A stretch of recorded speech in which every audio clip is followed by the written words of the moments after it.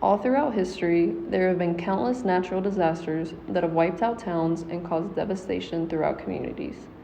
But what happens when the impacts of a natural disaster are caused by a man-made structure? This is what I set out to investigate about the Buffalo Creek flood of Logan County, West Virginia. This tragedy occurred on February 26, 1972, when a dam in a coal mine was ruptured, releasing 130 million gallons of water over the small town of Buffalo Creek. In this video, I will be discussing the emotional and physical ramifications of the flood, the way the events unfolded on this day, and recalling personal accounts from my grandmother who personally experienced the flood. As I stated previously, the Buffalo Creek flood released 130 million gallons of black, coal-infused water throughout the town, at one point reaching 30 feet in height. But what exactly happened? To find the answer to this question, I conducted an interview with my grandmother, Tony Carter, who experienced the flood firsthand. The morning of the flood, she was directed by sheriffs to evacuate her home and go to the top of a hill, as there were reports of the dam rupturing. While there, she watched the water flood throughout the town, destroying thousands of homes and trailers. My grandfather, Donald Carter, was working at this mine, the Pittston Coal Company, and was there when the dam broke. My grandma didn't hear anything from him or about him for hours and didn't know if he was okay. After returning home safely later that day, he explained what had happened.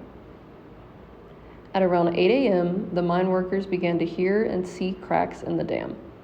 Growing concerned, someone was sent to pick up a wetsuit so they could get into the dam to drain the water. It was too late, however, and shortly after the man left to retrieve it, the dam broke. The water that rushed through the town ultimately killed 126 people, one of these people being my grandfather's boss.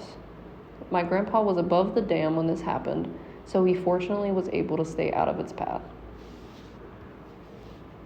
Loss was something that was definitely felt all throughout the community of West Virginia and even across the country. Along with the 126 lives lost, 1,100 were injured and another 4,000 were left homeless. PTSD is something commonly associated with war veterans, but anyone who has been through a tragic event can experience it. Many individuals who experienced this flood have shown some signs of PTSD, including my grandmother. I asked her if she ever gets nervous when it rains really hard, and she explained that she does. There is a river that runs behind her house, and every time it gets high, she feels some anxiety. An article written by the West Virginia Department of Arts, Culture, and History also shows cases of potential PTSD from the flood. Kai T. Erickson wrote a book on his experience called Everything in Its Path and explains how he and his children are still affected in their daily lives. He states, "Every time it rains or goes to come up a storm, I get my flashlight, if it's 2 o'clock in the morning or if it's 3. In my dreams, I run from water all the time. The whole thing just happens over and over again in my dreams." When describing his son, he says that he won't go outside at night without thick clothing in case the dam breaks again, and his daughter calls him on her playphone, telling him to come get her because the dam is breaking. Although heartbreaking, it truly is fascinating to see how events like this can still have negative side effects years later, even in young children who might not have been able to fully understand what was happening. In the end, the Pittston Coal Company was blamed for the flood. It was said that they were not concerned with the safety of the town's citizens. The state sued the company for $100 million, and this price was negotiated down to $1 million by West Virginia's governor. Each victim received approximately $13,000. Although this disaster could have been avoided with proper maintenance and inspection, it is still widely referred to as an act of God. It can be hard to find positive effects from something so tragic, but one beneficial outcome was the heightened safety inspections and requirements. A few months after the destruction of the dam, the National Dam Inspection Act of 1972 was passed, calling for the assessment of all 50,000 dams in the United States. Rules enforcing coal waste were also strengthened.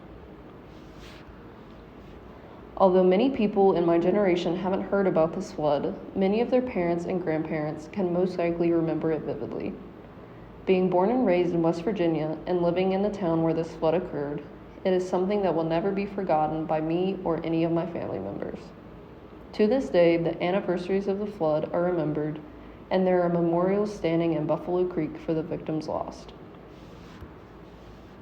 My goal in writing this paper was to learn more about the history of the flood and learn about how it personally affected the members of my community and my family. Although I didn't have any specific questions I wanted to answer, I definitely learned a lot more about the history, and I'm glad I was able to share it with some of the members of my new community.